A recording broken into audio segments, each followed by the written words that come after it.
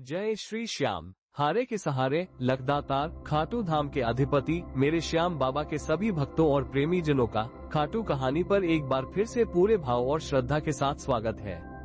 हमारी इस पावन भक्ति यात्रा में हम निरंतर यह जानने का प्रयास कर रहे हैं कि अपने श्याम प्यारे के निकट कैसे पहुंचा जाए। हमने अरदास लगाने का मर्म समझा, हमने कीर्तन में डूबकर परमानंद पाने का रहस्य जाना और हमने आंसुओं की उस मौन भाषा को भी पहचाना जो सीधे बाबा के हृदय तक पहुंचती है। इन सभी मार्गों में हम एक याचक या प्रेमी के रूप में बाबा के दरबार में जाते हैं।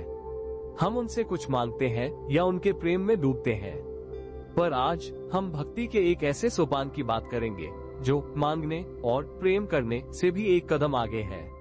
यह वो अवस्था है जो एक भक्त को भगवान का प्रिय बना देती है। आज हम बात करेंगे सेवा की। हम सब बाबा के दरबार में जाते हैं, प्रसाद लेते हैं, दर्शन करते हैं, पर हम में से कितने लोग हैं जो बाबा को कुछ देने के भाव से जाते हैं? और देने का अर्थ क्या है? क्या बाबा को, जो स्वयं लखदातार हैं, जो पूरी दुनिया को दे रहे हैं, उन्हें हमारे धन की, हमारी भेंट की आवश्यकता है? आखिर सेवा का वो कौन सा सच्चा स्वरूप है जिसे बाबा सहर्ष स्वीकार करते हैं? क्या ये केवल मंदिर में दान देना है या इसका कोई और भी गहरा और भी गूढ़ रहस्य है?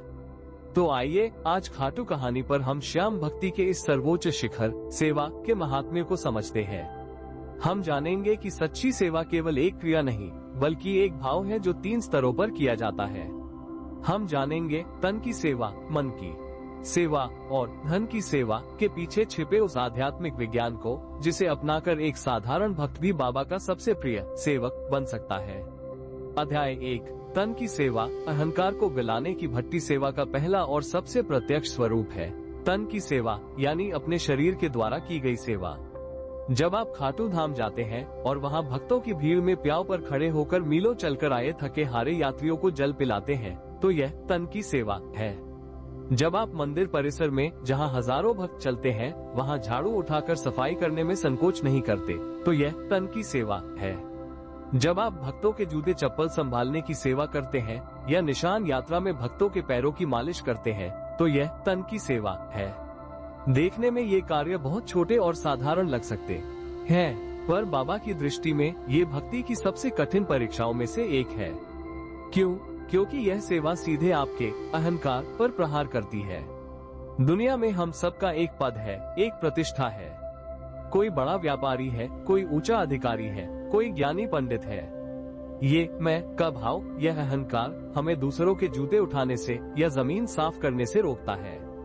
पर जब एक भक्त अपने मैं को भूलकर, अपने पद और प्रतिष्ठा को एक तरफ रखकर दूसरे श्याम प्रेमियों को साक्षात श्याम का स्वरूप मानकर उनके जूते अपने हाथों से उठाता है तो वह केवल जूते नहीं उठा रहा होता, वो अपने भीतर के सबसे बड़े शत्रु अपने अहंकार का सिर कुचल रहा होता है।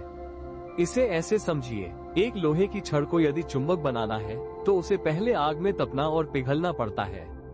तन की सेवा वही आध्यात्मिक भट्टी है जो भक्त के अहंकार रूपी कठोर लोहे को तपाकर उसे श्याम प्रेम रूपी दिव्य चुंबक में बदल देती है। बाबा आपकी सेवा के भूखे नहीं है, वे आपकी विनम्रता के भूखे हैं। जब आप अपनी देह को, अपने शरीर को, जो आपको सबसे प्रिय है, उसे बाबा के भक्तों की सेवा में झुका देते हैं तो बाबा स्वयं आपके सामने झुक जाते हैं। ये सेवा का वो स्वरूप है जो दिखाता है कि आप केवल बाबा से ही नहीं, बाबा के परिवार यानी उनके हर भक्त से प्रेम करते हैं।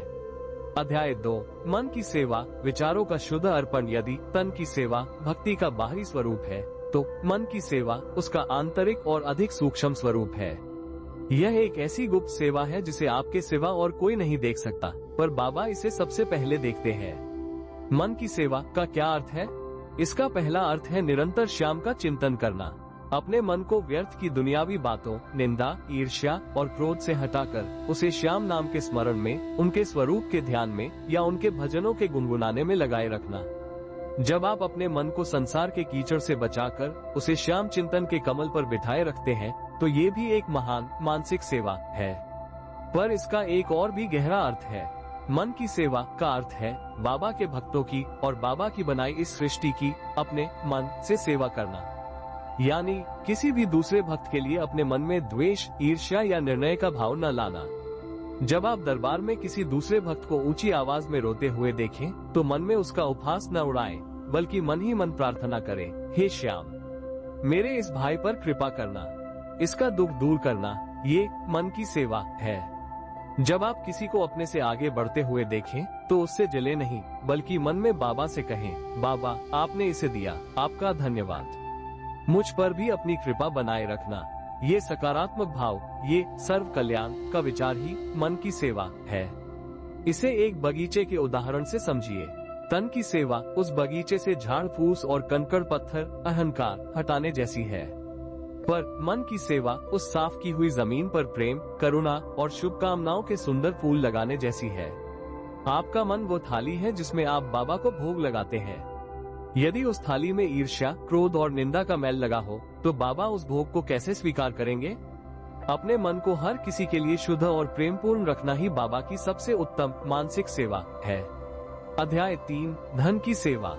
शुद्धि और समर्पण की परीक्षा। अब आता है सेवा का तीसरा और सबसे प्रचलित पर सबसे गलत समझा जाने वाला स्वरूप, धन की सेवा। हम सबको लगता है कि मंदिर में बड़ा दान दे देना, सवामणी करा देना या भंडारा करा देना ही सबसे बड़ी सेवा है। पर बाबा जो लखदातार हैं, उन्हें आपके धन की नहीं, उस धन के पीछे छिपे आपके भाव और आपकी ईमानदारी की आवश्यकता है। धन की सेवा के 3 गुप्त नियम है। पहला नियम, धन शुद्ध होना चाहिए। बाबा के दरबार में बेईमानी से कमाया गया, किसी का हक मारकर लाया गया या अधर्म के रास्ते से आया हुआ करोड़ों का दान भी व्यर्थ है। वो सेवा नहीं, वो आपके पापों को धोने का एक सौदा है जो बाबा के दरबार में कभी स्वीकार नहीं होता। इसके विपरीत आपकी मेहनत की, ईमानदारी की कमाई का 1 रुपया भी यदि आप सच्चे भाव से चढ़ाते हैं तो वो उन करोड़ों रुपयों से भारी है। दूसरा नियम, सेवा गुप्त होनी चाहिए। सच्ची सेवा का ढिंढोरा नहीं पीटा जाता। जो दान अपनी प्रतिष्ठा बढ़ाने के लिए, शिलापट पर अपना नाम लिखवाने के लिए या 4 लोगों से वाहवाही लूटने के लिए किया जाता है, वह सेवा नहीं, वह अहंकार का पोषण है।